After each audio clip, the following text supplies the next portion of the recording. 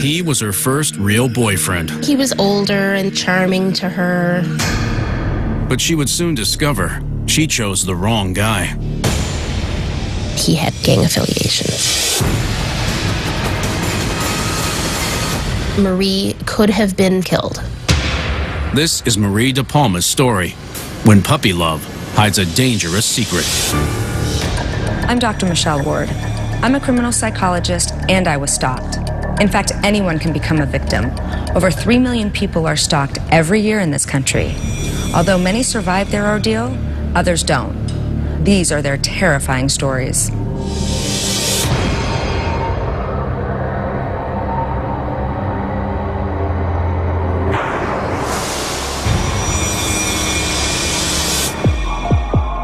I was immediately hit from behind, dragged up the stairs and into a room. They told me that if I ever told anyone, that they would have my family killed.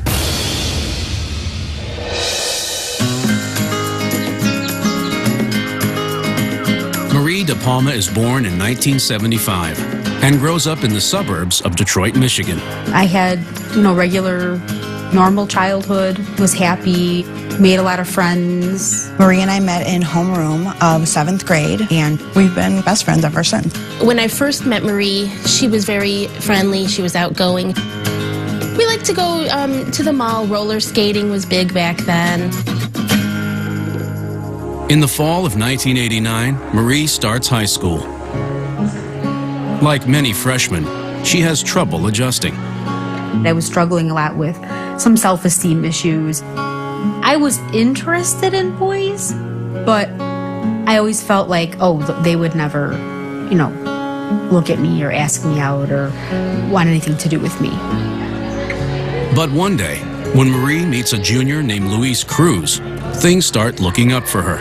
He seemed to take a liking to me right away and was very complimentary. Oh, you look so nice, you look pretty. And of course I ate that up because, my gosh, somebody's actually paying attention to me. Soon, Marie and Luis are hanging out at school every day. It was one of the first boys that actually started to pay a lot of attention to her. Marie was very happy with Luis. He was very attentive to her and showed her affection. She felt very comfortable around him.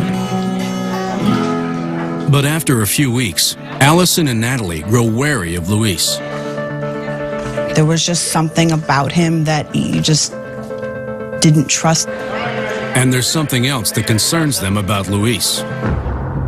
There were gang problems in our school, and some of the people that Luis started hanging out with had gang affiliations.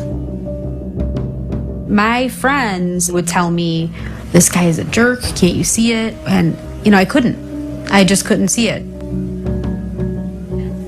My best friend, Natalie, is actually really good at first impressions and knowing right off the bat, how this person is going to be.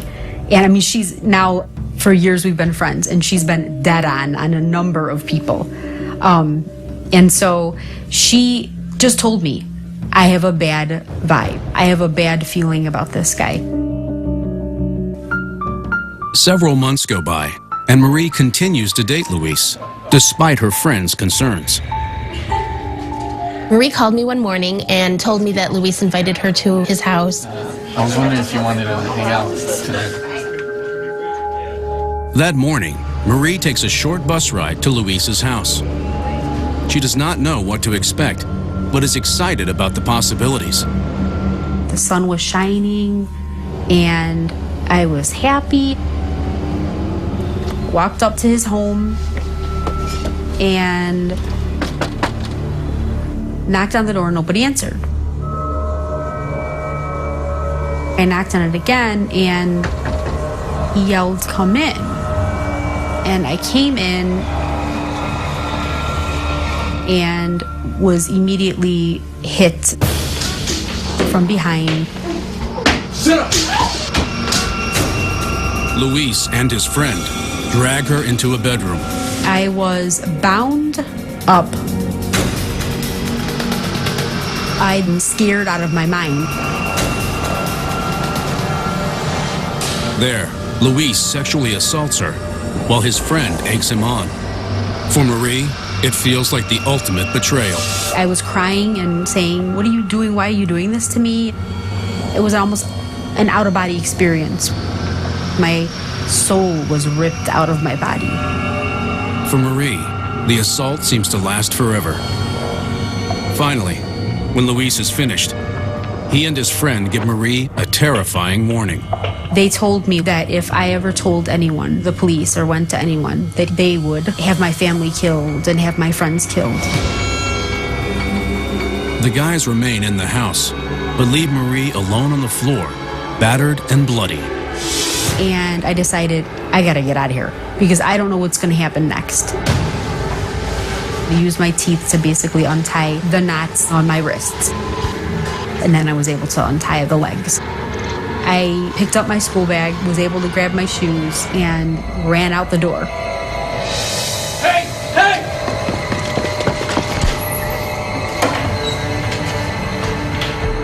Marie runs from the house and suddenly remembers that a schoolmate lives nearby and heads there. But when she arrives, her appearance raises questions.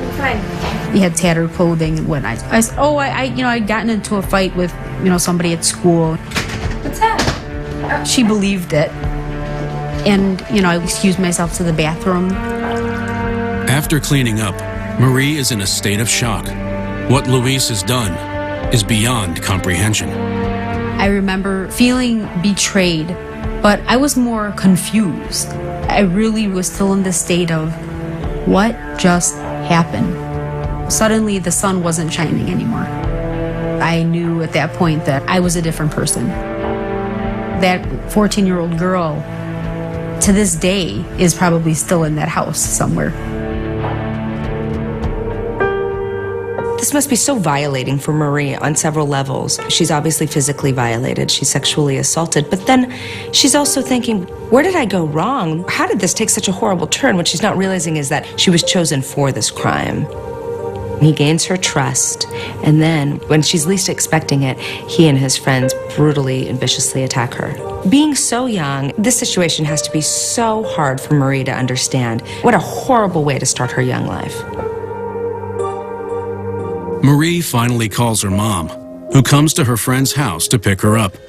On the car ride home, Marie desperately wants to tell her mom about the assault. How's everything? But Luis's threats keep her silent. I wanted to tell them. I wanted that hug and that it's going to be okay from somebody. I wasn't able to get that because I couldn't tell anyone. I remember thinking, what's going to happen tomorrow at school? On her way to class the next morning, as she feared, Luis and several of his friends approach her. They have an ugly reminder for Marie. She is not to tell anyone what has happened, or else.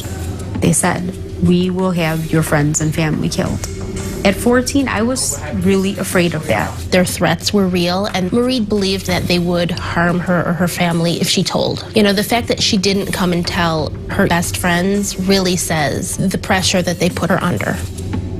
But over the next few days, things go from bad to worse. Luis and a few other guys begin to harass Marie. I would just be walking down the hall to my class, and suddenly I'd have somebody grab the back of me and whisper in my ear, you better not tell anybody. You better not call the cops. Remember what we told you.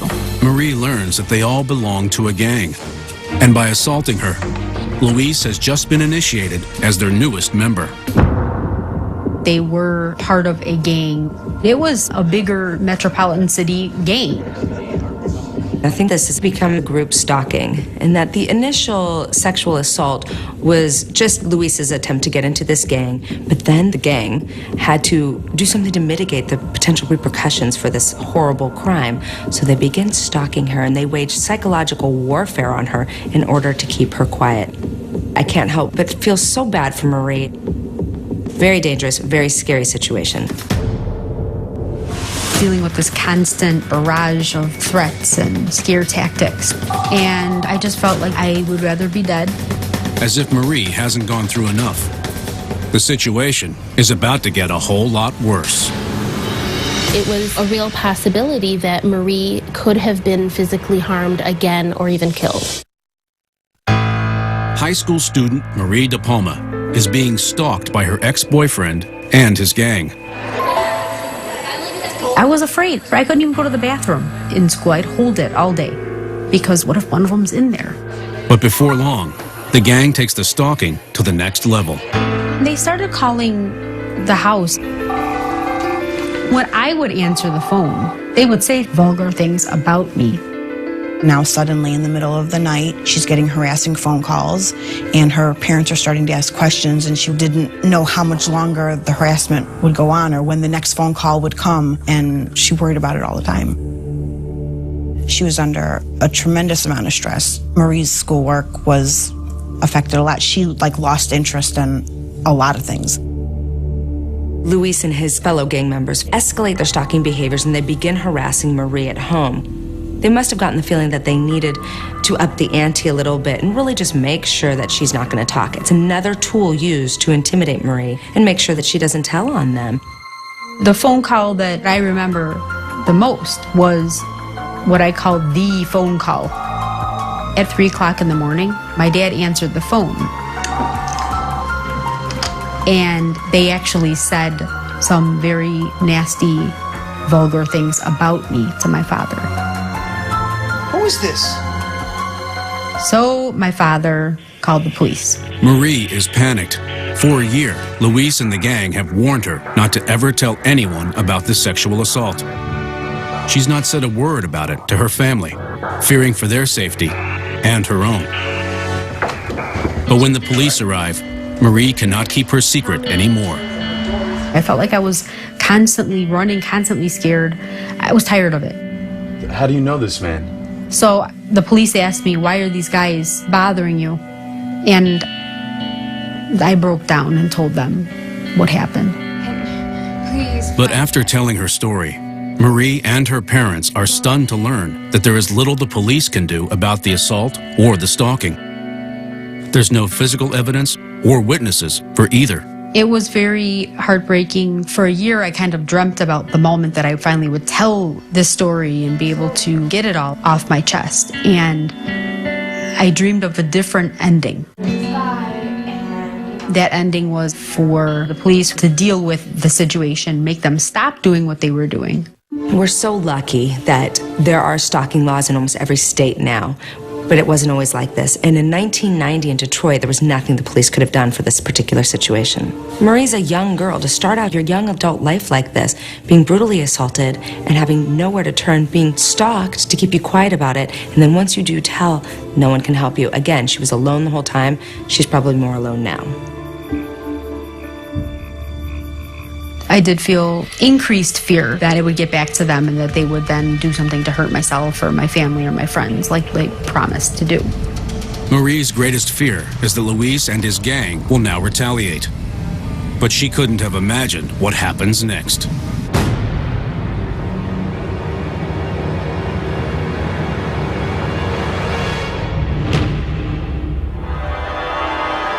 They pulled up behind me, and there was a cement parking block in front of the car, so I couldn't go forward. So I was trapped there. At the time, I had no cell phone, obviously, couldn't call anyone. Just had to sit there, lock the doors, and endure whatever was coming.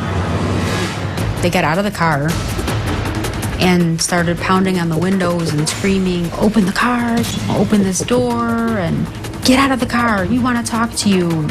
Open up, man. She thought they were going to break the windows and grab her and beat her up or do God knows what to her. The fear was there that they could kill me, but I think my biggest fear was that they were going to try and assault me in some way again.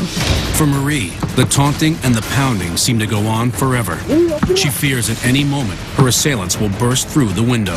I just sat there and cried. Just cried my eyes out in the car. Just when Marie feels like they are going to break in, she catches an unexpected break. Somebody had come to get in their car.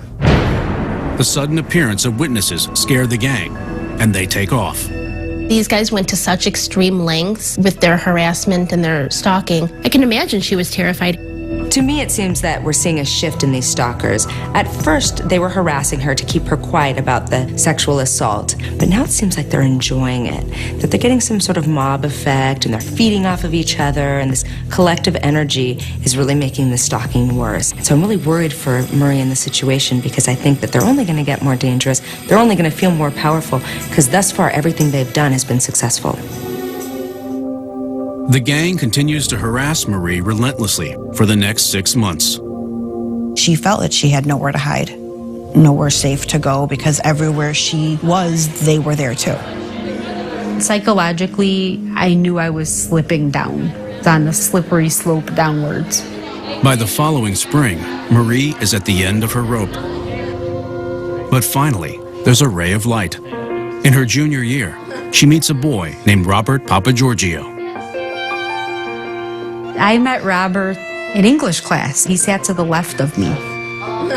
We would have these little chats, and this went on for a few months. I thought she was a cute, attractive girl and somebody I could see myself going out with. And she seemed to be able to get me to kind of open up, and that's what drew me to her. Marie and Robert instantly click, and she feels comfortable enough to tell him about what Luis and the gang members have done to her.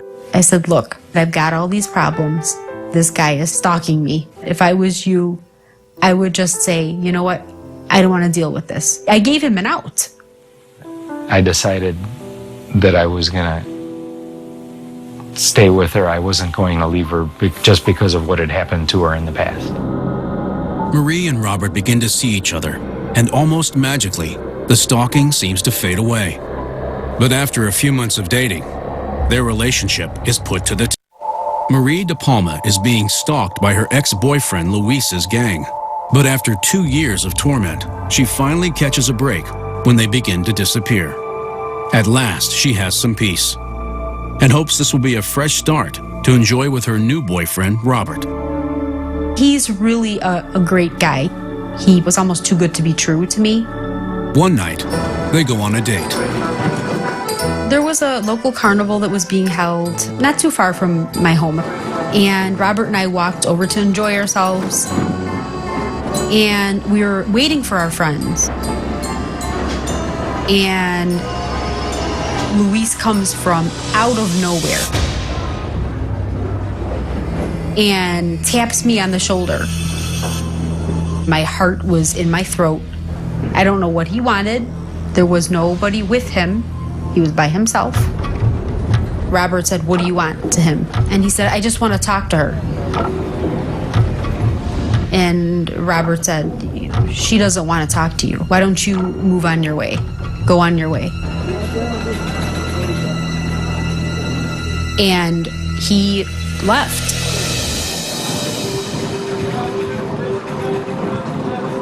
My legs felt like jello. That's how scared that I was.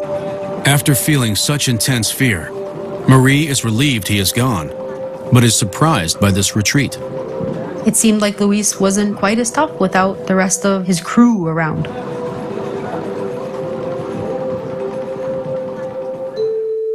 For months after the carnival, Marie continues to live in fear, waiting for Luis to return. I'd always be looking over my shoulder when I would be walking anywhere because I never knew what was coming. Even though things died down, the fear was still there for me. And to everyone's surprise, Marie doesn't hear from Luis. He just kind of disappeared after that. Marie does not see Luis or the gang ever again.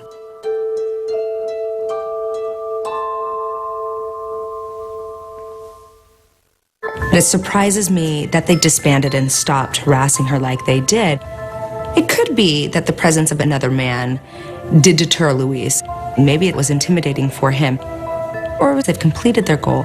First, they were able to commit the sexual assault, and then they were able to successfully stalk Marie and get away with it.